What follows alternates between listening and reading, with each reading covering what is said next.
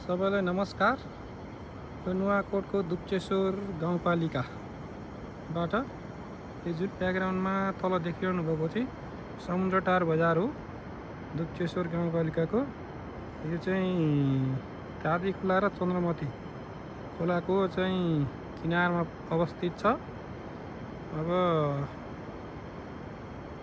उतापट्टि चाहिँ पञ्चकन्या गाउँपालिका हो, जहाँ पञ्चकन्याको पर्यटकीय क्षेत्र घलेवन्याङ यहाँ माथि पर्छ। यो माथि अनि यता चाहिँ लगभग यहाँबाट चाहिँ तिर्सुली बटार बजार चाहिँ यहाँबाट इन्डिङ पोइन्टतिर पर्छ, अलि देखिँदैन। त्योभन्दा माथि चाहिँ नुवाकोटको यतापट्टि देखिरहनु भएको चाहिँ नुवाकोटको अर्को दुप्चेश्वर गाउँपालिकाको अर्को पर्यटकीय क्षेत्र जुन दुप्चेश्वर र सुन्दरादेवीको सिमानामा पर्छ। यो बाघमारा भन्छन्। ल हेर्नुहोस्, यहाँ माथि चाहिँ पुरै चाहिँ यो पर्यटकीय क्षेत्र हो। काठमाडौँबाट 2 घन्टामा लगभग त्यहाँ पुगिन्छ। मोटर बाटो नै छ यो, डिलै त्यहाँ जान सकिन्छ। त्यहाँबाट त्यो हिमालै माथि पहाड चाहिँ माथि गयो भने चाहिँ उता चाहिँ सूर्यकुण्डको शिरमा पुगिन्छ। यो हिमाल हो, यो माथि चाहिँ सूर्यकुण्ड पर्छ। यहाँ माथि चाहिँ यहाँ माथि सूर्यकुण्ड पर्छ।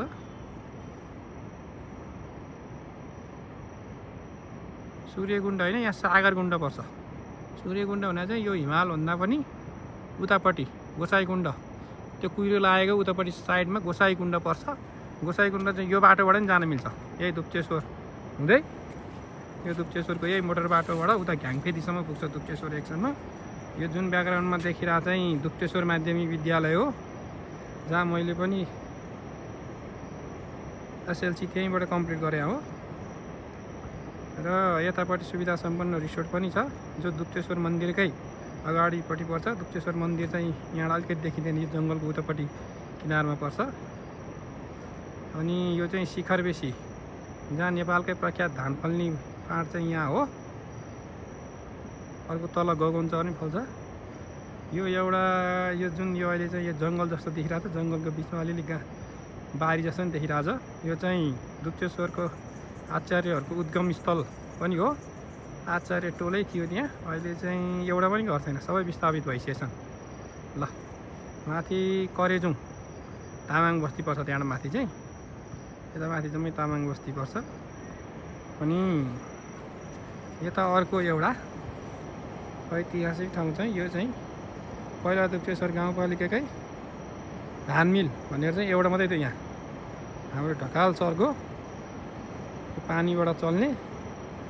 यो चाहिँ अहिले चाहिँ बन्द भइसक्यो जस्तो छ, कुलो यहाँ माथिबाट आउँथ्यो, यहाँबाट झरेर धान मिल। हामी पनि त्यही धान मिलमा पहिला चाहिँ धान पेर्ने ठाउँ थियो, अहिले यो बन्द भएछ। ल यस्तै टाढा थियो यो, यसरी खोला किनारमा थियो। ल हेर्नुहोस्, दुप्चेश्वरको यही हो दुप्चेश्वर गाउँपालिका चाहिँ। नुवाकोटको स्थिति यस्तो छ अहिले। ल सूर्यास्त हुन लाग्यो बेलुकाको अवस्थामा। त्यहाँबाट चाहिँ चौबडा सिमराको फाँटहरू जम्मै देखिन्थ्यो, तर त्यति अलिकति देखिन चाहिँ गाह्रै छ। ल अहिले अलि बेलुका भयो हुनाले। धन्यवाद।